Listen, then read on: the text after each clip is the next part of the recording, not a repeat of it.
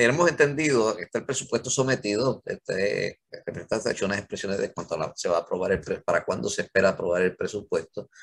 Eh, Entendemos que había unas objeciones que había levantado la Junta de Control Fiscal. ¿Cuál es la situación que se está vislumbrando con el presupuesto?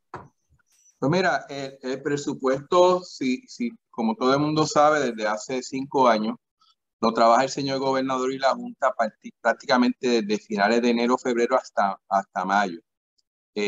Obviamente, el señor gobernador somete una propuesta de presupuesto, la Junta la corrige y está en ese tipo de negociación antes de llegar a nosotros. En el caso nuestro, nosotros, después que el señor gobernador sometió su propuesta, nosotros la cogimos, hicimos proyecto de resolución y empezamos a trabajar sobre ella. Realmente, el trabajo que ha hecho la legislatura ha sido con la propuesta que hizo el señor gobernador. Obviamente hay una diferencia entre esa propuesta y la que hace la Junta, que pues a principios de mayo la Junta está planteando que el presupuesto tiene que ser 100 millones menos. En otras palabras, el presupuesto de la Junta es 12.400 millones de dólares y el presupuesto que recomienda el señor gobernador son 12.500 millones. La realidad es que la diferencia no es tanta. Es más, yo lo considero más un issue de política pública, de que se va a implementar o no, y en ese sentido toca mucho los municipios como tal. ¿En qué estatus estamos? Obviamente ya ese proceso de negociación entre el gobernador y la Junta hasta cierto punto ha finalizado, nos corresponde a nosotros como legislatura. Ya nosotros habíamos adelantado gran parte del proceso de vistas públicas. Esta semana yo tengo una reunión con el personal de OGP, un poco para armonizar la diferencia que tiene la propuesta del gobernador versus la propuesta de la Junta y obviamente las diferentes reuniones de la Junta que debo de correr durante esta semana y la próxima. La meta nuestra es aprobar el presupuesto antes del 15 de junio como fecha máxima, ¿no? Y lo que buscamos es que el Senado tenga espacio de tiempo para hacer lo propio, aunque han trabajado con nosotros este proceso de presupuesto y poder llevar a cabo una propuesta de presupuesto que podamos lograr la mayoría de las intenciones que tiene tanto el señor gobernador como la legislatura en negociación con la Junta. Yo, ¿verdad? Espero que suceda algo parecido a lo que ocurrió el año pasado, que no logramos todos los cambios que queríamos. Yo he sido bien honesto en eso, pero logramos muchos cambios y logramos un presupuesto distinto.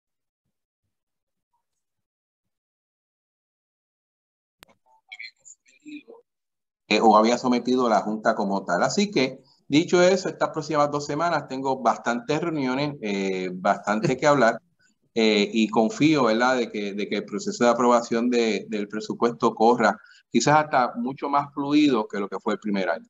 En este asunto de la diferencia de 100 millones, se vislumbra va a haber recortes en los gastos del gobierno para poder entonces acomodar el presupuesto a lo que quiere la Junta, o se va a tratar de buscar con la Junta que haya un happy medium entre lo que quiere el gobernador y lo que quiere la Junta. Mira, yo creo que la mayor cantidad del dinero viene a lo que es el Fondo de Equiparación de los Municipios, el cual la Junta lo elimina. Y obviamente la propuesta que hace el señor gobernador de eliminar la aportación de los municipios a lo que es la tarjeta de salud. Yo creo que esas son las dos partidas más fuertes y eso quizás cubre más esos 100 millones que cualquier otra cosa. Uno que otro, yo te diría como el 97-98% de las partidas de los presupuestos de ambas propuestas es el mismo. La realidad es que son esas partidas más pequeñas. Bueno, algo de la Universidad de Puerto Rico. O sea, no son tantas las partidas que se afectan, son prácticamente issues de política pública. ¿Por qué de política pública? Porque nosotros, al igual que el señor gobernador, entendemos que dentro de la posibilidad que existe en estos momentos, la Universidad de Puerto Rico tiene que estar lo mejor financiadamente posible, planteada dentro del presupuesto del gobierno. Tiene que tener la mayor cantidad de dinero posible como tal. A nivel de los municipios, obviamente no estamos de acuerdo con los recortes que se han hecho, que vienen desde el 2017, y se está buscando una manera de evitarlos, ¿no? Cosa que es distinto a la política pública de la Junta de Supervisión Fiscal. ¿Cómo podemos trabajar ambas situaciones? Pues mira, buscando otras alternativas de ingreso a los municipios que no sea el Fondo de Equiparación, mediante cierto tipo de convenios con el municipio. Una de las cosas que yo he planteado, los municipios hacen muchísimo trabajo de gobierno central. Pues mira, factúrale y que el gobierno le pague. Eso es una forma de tú tener algún tipo de ingreso. Y a nivel de la Universidad de Puerto Rico, como hicimos la vez pasada, que lo hicimos a través del fondo de becas, donde se logró aumentar la cantidad de dinero a la Universidad de Puerto Rico, fue mediante ese otro mecanismo. O sea, yo creo que la Junta lo que no quiere es dar tu cheque en blanco. Lo que quiere la Junta es que tú, ok, si te va a dar el dinero, se sepa para qué es. Y en ese juego de negociación creo que podemos lograr algunas cosas, tanto para los municipios como a través para la Universidad de Puerto Rico, que creo son los dos puntos más neurálgicos en esto. Entonces, yo creo que la cuestión de la Universidad de Puerto Rico, yo estoy bien de acuerdo de que debe estar correctamente y debidamente financiada, pero que también la universidad tiene que hacer un ejercicio en cuanto a su presupuesto interno y los gastos, porque hay muchas cosas que ocurren en la universidad y lo que estudiamos en la Universidad de Puerto Rico, sabemos de cómo a veces el dinero se va en cosas que no debieron, experimentos que de antemano uno sabe que no van a rendir el fruto o lo que se está buscando en ellos, financiamiento de diversos programas que en realidad no están funcionando, la duplicación de programas, por ejemplo, como fue el Colegio de Agricultura y Artes Mecánicas de Mayagüez, que tiene su colegio de agronomía, pero entonces se convirtió en un colegio regional mutuado para que hiciera lo mismo que el colegio, o sea, una duplicación de servicios y de gastos, obviamente. Pero no es lo mismo ser un colegio regional, convertirse en un recinto. Y eso pues afecta las cuestiones presupuestarias.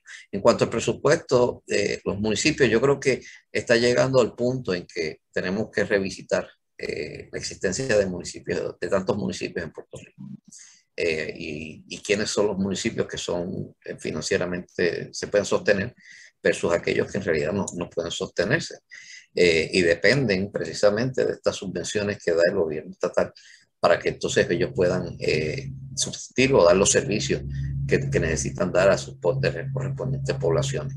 Yo creo que son asuntos que a largo plazo se tienen que discutir y que en este asunto debe discutirlo todos los partidos, porque no es cuestión de un solo partido, no es cuestión de la visión de X o Y partido o visiones encontradas, sino que hay que sentarse y dialogar sobre cuál es el mejor esquema que debe tener administrativamente a nivel del municipio, a nivel local.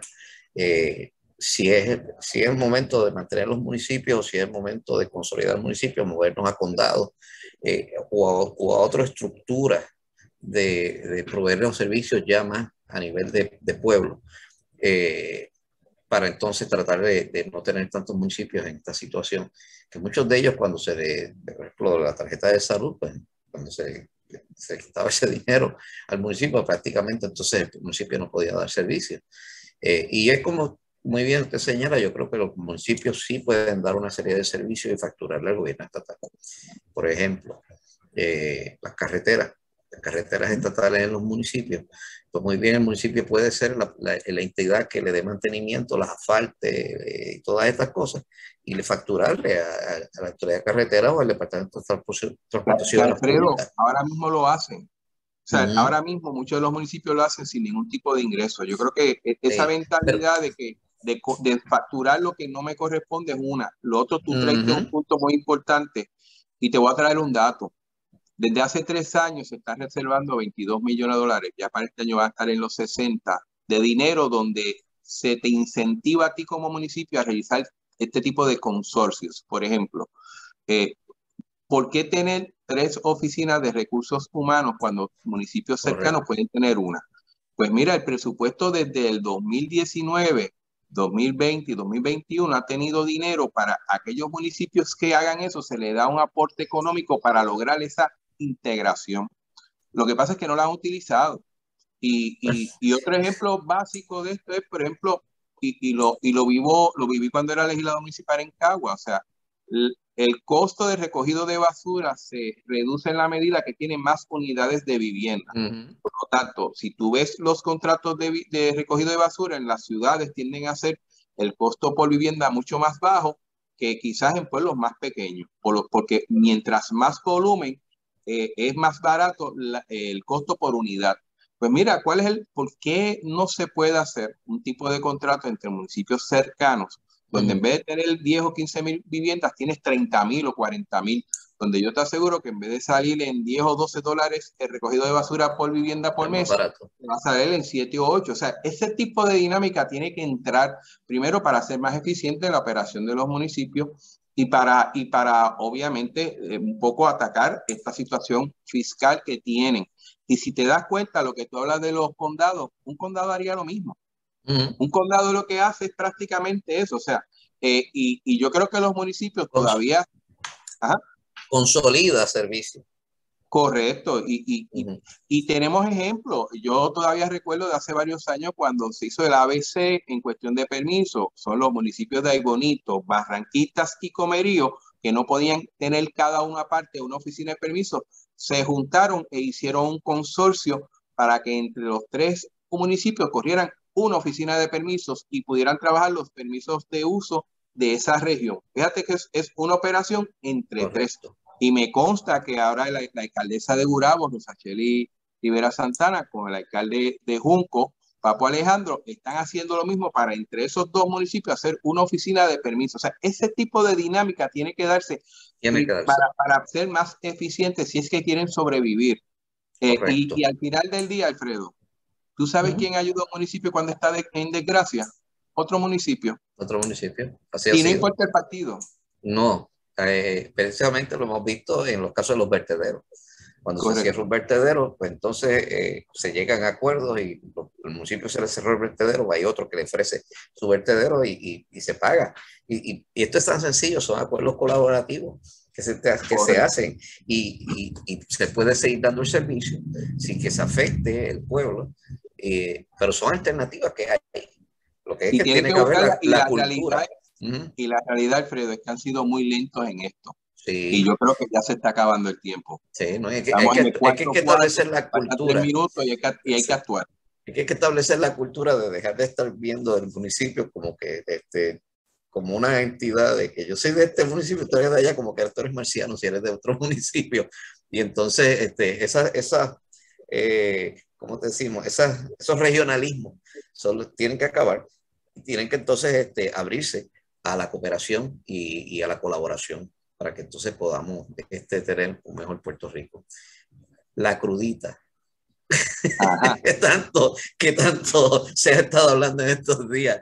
Porque el precio de la gasolina sigue subiendo y se vislumbra que va a seguir subiendo. Puede que al final de verano llegue hasta $10 el galón de gasolina, que aquí se traduciría en prácticamente prohibitivo para muchas familias la compra de combustible. Imagínate, al final del verano, que es cuando estamos en la época, en el pico de los huracanes, y sabemos que la gasolina es vital para las plantas eléctricas, para muchas cosas que funcionan, lo que se restablece el servicio de energía eléctrica.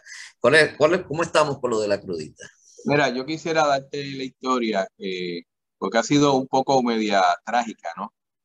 El proceso empezó en abril, principios de abril, y no fue hasta el 26 de abril que sale un proyecto, por lo menos se aprueba en Cámara y Senado en vías de gobernador. En ese proceso había una fecha básica que era del 1 de mayo, donde se iba a empezar a ejecutar este proyecto. Por razones que desconozco, y yo creo que no, o sea, no quiero tirarle a uno a otro, posiblemente tenía que ser así. El gobernador firma el 3 de mayo, o sea, 2 días después de la implementación de la fecha de la ejecución del proyecto de ley o de la ley, donde incluía lo que era el dividendo especial. Dado esa diferencia que firmó en el 3, pero tenía que haber empezado el 1, hay una problemática legal y regresa el proyecto a la legislatura para corregir la fecha. Y eso se hace así, de hecho se extendió la fecha y se hace también, se recoge toda una recomendación de la Asociación de Suscripción, que es el seguro de vehículos, para incluir un lenguaje para que se les hiciera a ellos más rápido y más fácil y legalmente viable el hacer ese dividendo extraordinario. Recuerda que esta operación es única, o sea, es una operación que está sucediendo ahora y que es temporera como tal. Así se hizo, ya entiendo que sale mañana para la firma del señor gobernador, y el señor gobernador espero, ¿verdad?, que lo firme, y entonces empieza el proceso para implementar la ley. Sobre la implementación de la reducción del arbitrio, yo tengo suma confianza que tanto el secretario de Hacienda como el de DACO, que han tenido el tiempo para preparar los reglamentos y hacer el procedimiento, yo creo que eso está bien adelantado. Aquí lo que puede aguantar un poco son dos cosas. Obviamente la asociación de suscripción tiene que declarar el dividendo extraordinario de los 50 millones y entonces tiene que sacar de sus fondos, que son dineros invertidos, 25 millones, y no es hasta tanto Hacienda los tiene en cachimiro, entonces que se empieza a trabajar con ese descuento, que fue una de las condiciones que puso la Junta para poder aprobar este tipo de proyectos. Dicho eso, yo entiendo que una vez firme el gobernador, esto pudiera tardar entre una semana o dos en lo que se implementa. Esa es la realidad, ojalá sea en menos tiempo, pero esto ha sido un poco, pues, la dinámica del tiempo. Obviamente el proceso legislativo lamentablemente es lento, y como te digo, en la primera ocasión que no hubo ninguna objeción del gobernador que firmó 2 días más tarde de la ejecución de la ley, y eso provocó que rebotara otra vez a la legislatura para corregir la fecha. Esa es la verdad. Fíjate, en esto de la crudita y las objeciones que puso la Junta de Control Fiscal, yo siempre he visto que cada vez que va a haber una supuesta reducción de contribuciones, pero nunca ha habido esa tal reducción. Lo que hay es un reacomodo de las contribuciones. Dejas de pagar contribuciones de ingresos, pero te aumentan por otro lado, porque eso es lo que quiere decir revenue neutral, la palabra de neutral, que no haya cambios en los ingresos del gobierno. Entonces, que siempre que viene esto de que, bueno, vamos a quitar aquí, pero por algún lado va a sacar, y eso fue prácticamente lo que planteó la Junta, que no me puedes quitar la crudita porque me vas a quitar un ingreso que tenemos para el presupuesto. Tienes que buscar una alternativa que puedas entonces balancear esta situación. Ya la situación, para la redundancia, con lo del combustible es sumamente crítica. Porque la medida en que, y más en Puerto Rico, que sabemos que no existen medios de transportación masiva. Yo creo que en el área metropolitana, que está el tren urbano y está la guagua de la AMA, pues entonces la gente va a tender más a utilizar ese medio de transporte, pero en el resto de la isla, que no hay ese tipo de transporte, aunque algunos municipios sí tienen unos sistemas, la mayoría de las personas se mueven con su propio vehículo, y un aumento, como se está viendo en los precios del combustible, pues va a traer un problema precisamente los presupuestos familiares, como está ocurriendo a través de toda la nación.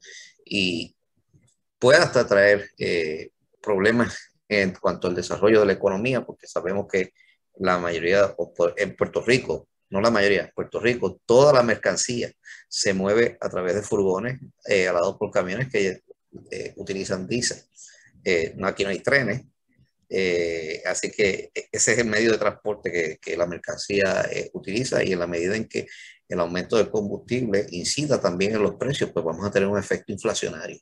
Y yo creo que pues son situaciones que el gobierno, la legislatura y la Junta de Control Fiscal tienen que tener bien en consideración por los próximos meses, porque eso puede traer una serie de cambios, incluyendo en el presupuesto que están considerando, que puede afectar los ingresos que pueda tener el gobierno en el próximo año fiscal. Así que hay que estar... Ajá. Y qué bueno que trae ese punto, Alfredo, porque parte de la agenda de las reuniones que tenemos, tanto con OGP como con la Junta, tiene que ver con eso. A nivel de gobierno, no solamente encarece, no solamente por el incremento de los precios del petróleo. Hay una dinámica mundial de pandemia que ha creado, de alguna manera, una escasez de cierto tipo de productos. Hay una dinámica de la guerra allá en Ucrania que también ha creado otro disloque dentro de lo que es la disponibilidad de otros productos, y eso ha provocado un incremento sustancial de muchas cosas, independientemente del incremento del petróleo o no. Y eso tiende a afectar lo que es el desarrollo económico y los gastos de gobierno. Con OGP, por ejemplo, yo quiero plantear, a enero tiramos un presupuesto de 12.400 millones, pero en enero no había el galón de gasolina, no estaba casi $5.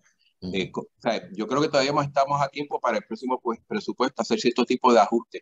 Y con la Junta también, en el sentido de que es importante tener un tipo de reserva o de cuenta que pueda manejar esos incrementos que uno no desea, pero que se proyectan sobre los combustibles y otros productos, porque el gobierno compra muchas cosas más allá de gasolina, y eso tiende a encarecer, tiende todos los productos a encarecerse, y eso pudiera un poco trastocar lo que es el presupuesto y obviamente de la meta que tenemos, que sea uno balanceado, un poco de para ajustarlo, ¿no? Y en ese sentido, dentro de las discusiones que tengo con ambas entidades, es cómo nosotros podemos prevenir que eso ocurra.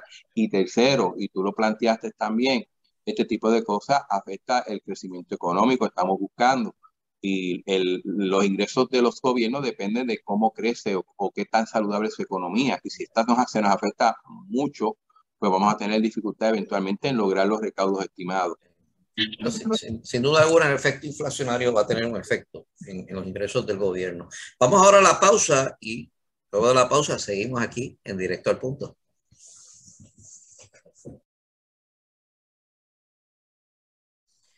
Bien, regresamos aquí a Directo al Punto con Adaitza Cortés, quien está excusada durante el día de hoy porque se sometió a un procedimiento quirúrgico a través de Borinquen Radio en sus 14 emisoras, a través de todo Puerto Rico y sus plataformas digitales. Seguimos aquí con el representante Jesús Santa, que se le saluda el licenciado Ocasio, discutiendo temas de actualidad en Puerto Rico. Y qué más actualidad que hoy es el Día de la Recordación. Así que te lo había olvidado al principio. Pero ahora les quiero desearle a todos los que perdieron algún familiar en algún conflicto, que estuvo en las Fuerzas Armadas con uniforme defendiendo nuestra nación, nuestras libertades, que los recordamos como los héroes que son. No es día de celebrar, no es día de felicitar a nadie, es un día de conmemoración, de recordación y de rememorar el último sacrificio que hicieron estas personas de dar su vida por las libertades que disfrutamos hoy día. Así que a todos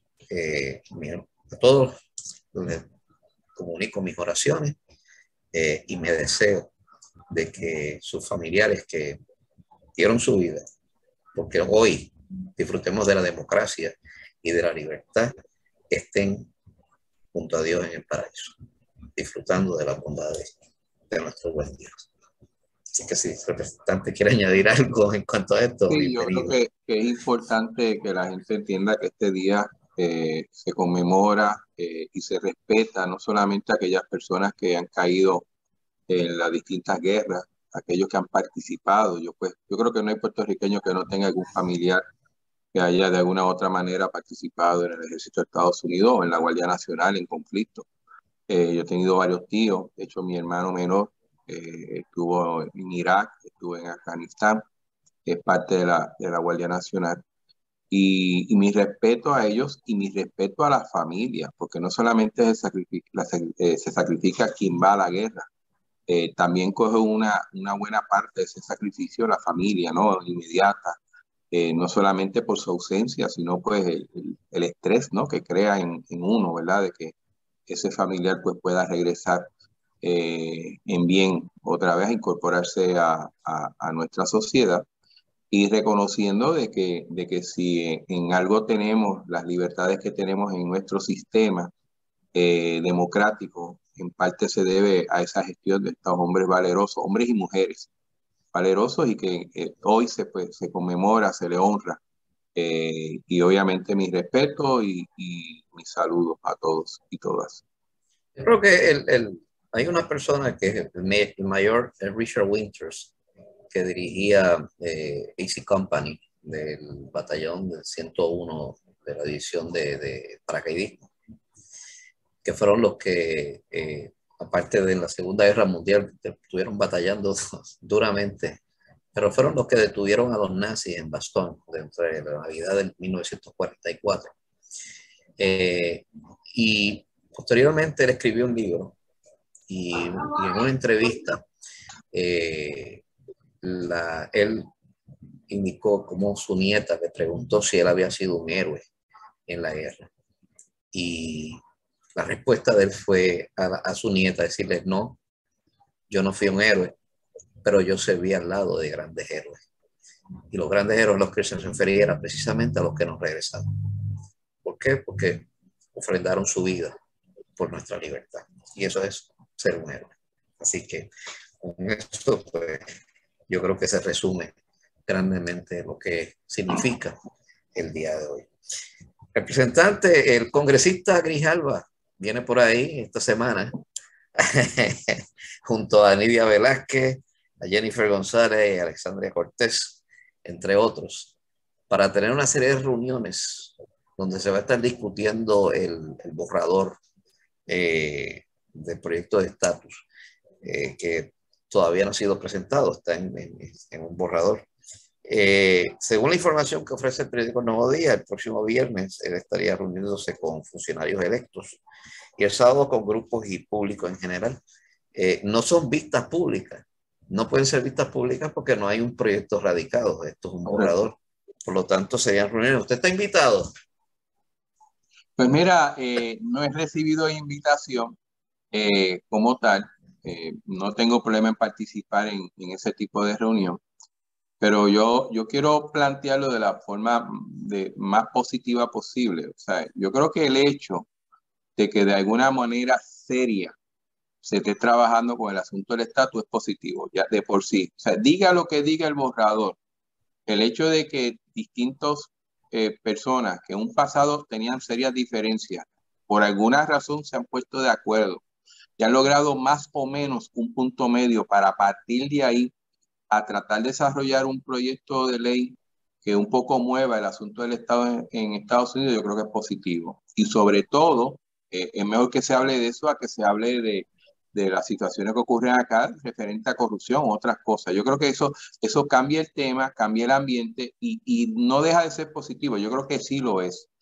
Sobre borrador, yo creo que siendo borrador sigue siendo borrador y hay cosas que pudieran cambiar y otras que no, pero es un paso. Y yo creo que el hecho de que se traten de reunir con todos los sectores carga la bola entonces a la cancha de cada sector. Yo he sido muy crítico de mi partido en el sentido de que más allá que me guste o no me guste lo que esté pasando en Washington, el Partido Popular tiene que tomar decisión de qué quiere hacer y cómo lo quiere hacer. Yo creo que hay dos vertientes dentro de mi partido de cómo debe de desarrollarse el Estado Libre Asociado. Uno piensa que puede ser dentro de la cláusula territorial, otros piensan que no. Y es una discusión que tenemos que tener y un poco plantearla al país, si es una o la otra, o si son las dos, como sea. Pero creo que es una responsabilidad de mi partido hacerlo. Yo creo que el PNP ha sido más activo en eso. El PIB, no quiero hacer una crítica, pero lo veo un poco tímido en esto. No sé, a mí me ha sorprendido su timidez dentro del proceso. No sé si es que ellos tenían otra expectativa, pero ojalá pues surja algo. E independientemente se pueda aprobar un proyecto o no dentro de esta agenda legislativa, que es un poco cargada en el sentido de que tenemos un midterm election, una elección de mitad de término, donde compromete a muchos congresistas y obviamente pasa entonces el sedazo del Senado. Yo no lo veo tan fácil como que se apruebe en la Cámara y el Senado le va a dar un fast track. Yo recuerdo todavía en el 91 cuando el proyecto en Cámara pasó, creo que con un voto en contra, casi unánime, y el Senado lo aguantó.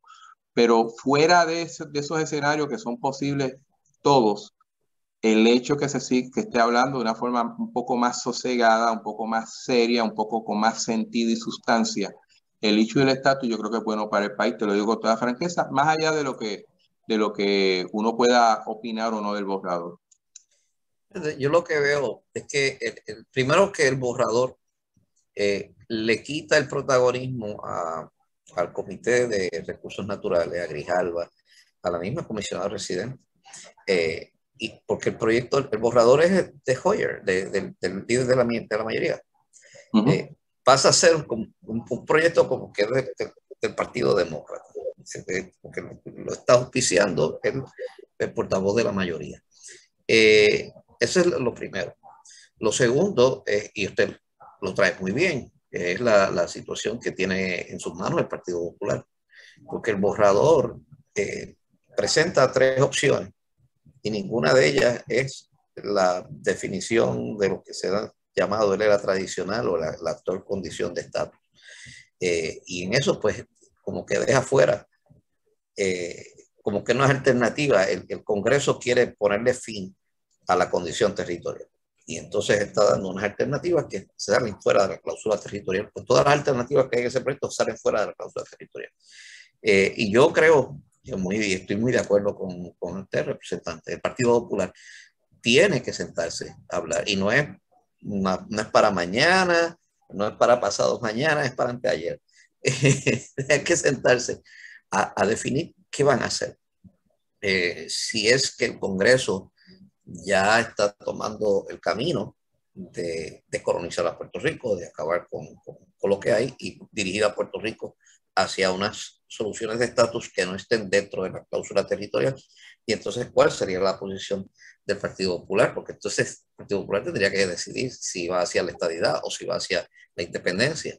Y eso, pues, yo siempre he postulado que eventualmente el Partido Popular va a tornarse en el Partido Demócrata y que va a ir encaminado hacia la estadidad, porque esa es la alternativa que es viable para el Partido Popular. Eso es lo que ha sido siempre mi opinión. Yo no los veo cogiendo hacia allá, hacia Victoria Ciudadana y toda esta gente que están postulando la libre asociación y cosas así. Y en la medida que este proyecto pues contiene también la libre asociación, yo creo que este borrador va a sufrir enmiendas desde mi punto de vista, específicamente con lo de la libre asociación. Yo creo que va a terminar quedando fuera la libre asociación del proyecto porque requiere un tratado y el Congreso no tiene el poder de hacer tratados, ese poder lo tiene el presidente y el Congreso no puede obligar al presidente a hacer un tratado con un país independiente. Eso es una opción única de la rama ejecutiva según lo establece la Constitución. Así que en ese aspecto, pues el proyecto tiene, como digo yo, tiene sus puntos buenos, tiene sus puntos no tan buenos, pero creo que al final del camino lo que estamos viendo del borrador no va a ser el proyecto final.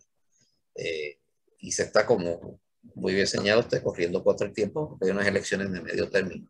Ahora en noviembre, ya estamos en junio prácticamente, y muy pronto los congresistas se van a ir a hacer campaña, y eso toma prioridad. ¿No? Y muchos de ellos ahora mismo están en primaria y ese tipo de cosas. Uh-huh. Y más allá, yo sé que hay mucha gente que pudiera estar optimista de que quizás para noviembre o antes de noviembre se apruebe algo, ese tipo de cosas. Ojalá, ¿no? Yo no, yo lo veo difícil no porque quiero que sea difícil, es que el proceso legislativo, y yo lo vivo aquí en Puerto Rico, es mucho más lento de lo que uno desea, por las razones que sean, ¿no? Y en estos tipos de temas, pues más complicado, lo que se tiene es un borrador que puede tener 1001 cambios, pero lo importante de esto yo creo que es el aprendizaje, Alfredo. Uh-huh. O sea, yo creo que se tiene que tener la misma pasión que siempre se ha tenido en trabajar el asunto en Washington sobre el estatus. Yo no quito nada de eso. Pero en la medida que se logra cierta seriedad dentro del trato de ese tema, tú vas a ver pasos en adelante. Fíjate que estuvimos prácticamente año y medio sin nada, porque todo ha sido cada uno jalando por su lado. Y yo cojo 4 firmas de congresistas y el otro coge 10 y después aparecen 20 y no se llega a nada. Yo siempre he dicho que este tema hay que trabajarlo, va a ser complicado, pero de una manera con cierto tipo de unidad del país, donde hay un consenso. No es que todo el mundo esté de acuerdo, es que haya un consenso de que el proceso que se lleva a cabo es el adecuado. Y segundo, con un tipo de seriedad más allá de la parte electoral, ¿no? Y lo traigo porque no solamente ha sido el PNP, el PPD también ha jugado un poco con la cuestión del estatus, cuando le conviene se va por un lado o el otro, el PNP creo yo lo ha hecho lo mismo, y en todas las veces que se ha hecho así no se ha logrado nada. En este momento donde tengo que reconocer a Nidia Velázquez y la comisionada, que en un momento dado pues dejaron un poco, ¿verdad? Bajaron las armas y trataron de buscar algo que fuera más o menos manejable por todas las partes. En esa ocasión es que tú tienes algún progreso sobre este tema. Siempre traigo el ejemplo del 91, donde, oye, sentar a Romero, sentar a Hernández Colón y a Rubén Berrío una mesa y más o menos ponerlo de acuerdo, no fuera nunca fácil, y ellos lo intentaron, y creo que fue el momento donde más se avanzó. O sea, se logró un proyecto, creo que con 1 o 2 votos en contra, 400 y pico a favor en el Congreso. Obviamente por otras situaciones no prosperó en el Senado, pero fue porque hubo ese consenso, hubo esa seriedad, pues hubo ese desprendimiento. Y más allá de lo que suceda ahora, tenemos que tener, si queremos realmente trabajar con el asunto del estatus, tenemos que trabajarlo de esa manera. mientras sacamos las banderas políticas allá en el Congreso, no nos van a hacer caso. Yo creo que tenemos que sacar la bandera del país y buscar dentro de todo un acomodo razonable para poderle brindarle en su momento al país las alternativas reales de estatus. Yo lo que creo que ese proceso del 89 al 91, que es el que te estás refiriendo, Sí. fue el que comenzó a romper la retórica política que envolvía el proceso de estatus. Y comenzaron, pues, obviamente, a enfrentarse a realidades, no a las suposiciones de que si pasaba esto y los miedos que le metían a cada persona, sino que se empezó a hablar de realidades. Y tienen mucha razón, en la medida en que en el Congreso se hable seriamente y se adelanta muchísimo. Y yo creo que el silencio que hemos visto en el bando de los independentistas, al que existe referencia, resulta claro porque el borrador rompe otra de estas retóricas políticas que se habían estado utilizando de que la ciudadanía americana era permanente, que no, si nos hacíamos independientes íbamos a seguir siendo ciudadanos americanos. Y el borrador le está dejando claramente que con la independencia se acaba la ciudadanía. Y lo está dejando bien claro. Y yo creo que ese rompimiento de esa retórica a la retórica política de decir que no se iba a perder la ciudadanía, por lo menos pues, a los independentistas, pues le ha causado ese trauma de que los lleva a tener un silencio y hasta posiblemente oponerse al borrador. Fíjate, yo digo, tengo mi discrepancia con lo de la ciudadanía. El primer ejemplo que te traigo, la esposa de Fortuño es ciudadana española y americana y nunca ha habido problema con eso. La cantidad de hermanos que viven en la República Dominicana que tienen la ciudadanía dominicana y americana es enorme. Y sin contar Panamá. O sea, yo creo que obviamente dentro del borrador tú tienes que lograr unos acuerdos y hay que ver hasta dónde tú puedes llegar. Pero de que si es posible o no es posible, cuando yo veo esos ejemplos, o sea, donde tú ves ciudadanos americanos teniendo otras ciudadanías, yo no veo por qué. Y en este mundo globalizado. Sí. En ese aspecto ocurre que cuando tú estás dentro de la Federación de Estados, que los Estados Unidos tiene la ciudadanía, al gobierno federal, si otro país te da otra ciudadanía, le tienes sin cuidado. Pero la no realidad es que al final del camino, el gobierno federal le exige a sus ciudadanos una lealtad absoluta a Estados Unidos. Esa es la gran diferencia. Y la persona no puede interponer la otra ciudadanía a la ciudadanía de Estados Unidos. Eso le pasó a un japonés en la Segunda Guerra Mundial que había nacido en California, sus padres eran japoneses, y tenía 18 años cuando estalla la Segunda Guerra Mundial y él se encuentra en Japón visitando unos familiares y no pudo regresar a Estados Unidos y entonces allá lo reclutaron, participó en unos campos de concentración donde se torturó y se asesinó a soldados de Estados Unidos y cuando terminó la guerra los Estados Unidos le echó el guante.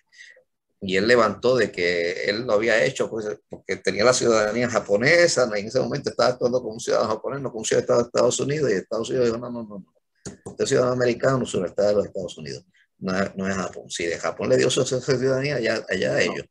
Y de hecho lo condenaron a muerte. El presidente Eisenhower le conmutó la sentencia a cárcel de por vida. O sea, que en ese aspecto, el Congreso es el que va al final del camino a determinar. No, yo creo que sí, yo creo que hay muchas cosas que hay que definir. O sea, yo lo que estoy planteando es que, ahora digo yo, todo es posible.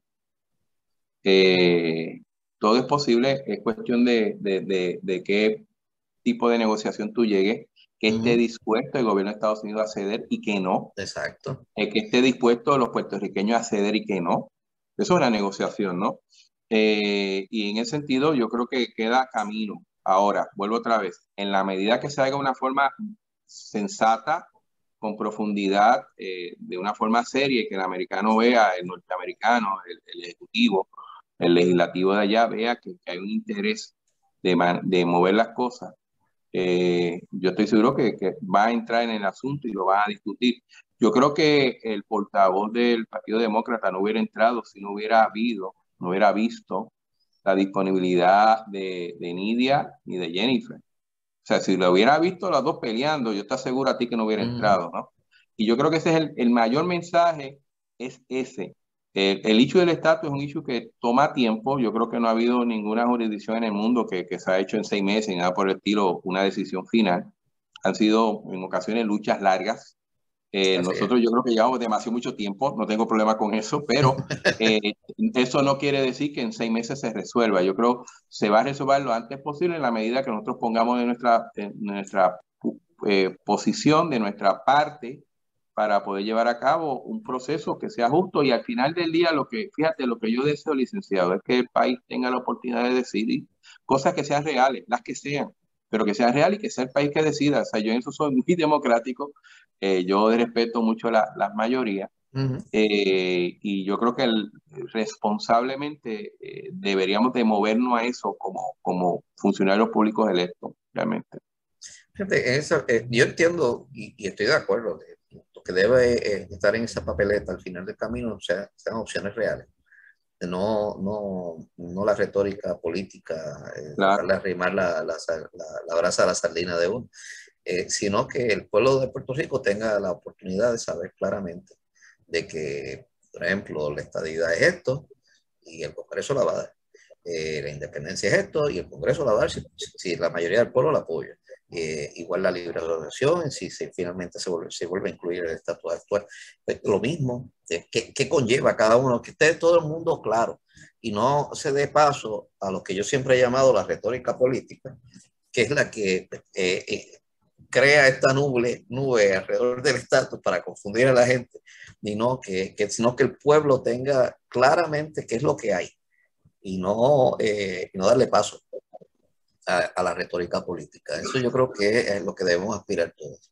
Debo aspirar y sé que va a haber tiros, sé que va a haber gente diciendo cosas, pero yo creo que por lo menos el liderato responsable del proceso tiene que enfocarse en eso y obviamente llevar al país a ese proceso y eventualmente, Dios quiera, ¿verdad? En un periodo de tiempo lo más corto posible, a que el país tenga la oportunidad de decidir su destino. Yo creo que eso es lo menos que debemos aspirar todos, ¿no? Así es. Nos quedan, yo creo que 2 minutos y me gustaría, entre los temas, quería discutir el asunto de la segunda enmienda y lo que está ocurriendo luego de lo que ocurrió en Texas. El presidente hoy menciona que la segunda enmienda no es absoluta, y yo pues tengo mi opinión sobre eso, pero le cedo el turno.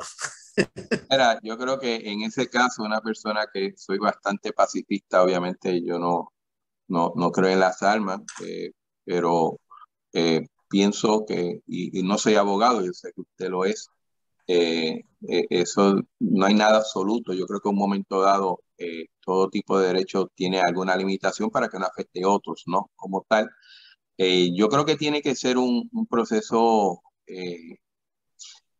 le ha tocado muy duro, especialmente a los Estados Unidos, donde este tipo de masacres yo creo que se da, por no decir anual, cada 2 o 3 meses sucede algo. Y yo creo que tienen que actuar de una forma responsable dentro de lo que es tratar de evitar este tipo de situación donde inocentes mueren. Obviamente, para entender la segunda enmienda tienes que entender la historia de los Estados Unidos. O sea, yo creo que esto no viene de casualidad, esto viene por toda una historia de colonización, de conquista, de un tipo de régimen democrático que trataba de evitar por todos los medios que terceros o dictadores o reyes pudieran caerle encima, ¿no? En ese sentido, y la lucha de que cuando el pueblo es el soberano, y si tiene que ser soberano con armas, pues ellos lo pensaban de esta manera.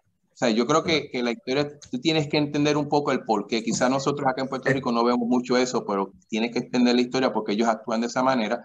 Pero yo creo que es un problema serio que tienen los Estados Unidos y que tienen que trabajar. Tiene que ser atendido, y tiene muchas razones. Hay que ver la historia y el por qué cuando yo la leo, cada vez que lo hace con enmienda, veo, es el único derecho que donde prácticamente los padres fundadores de la nación casi lo establecieron absoluto. Así que en ese aspecto, pues nada, le doy las gracias por haber estado aquí esta noche, a todos los Siempre un amigos. placer, Alfredo, y Cómo esperamos no, que Ada venga pronto. así es, que regrese pronto y los dejamos ahora con el próximo panel. En este directo al punto, no se retire nadie.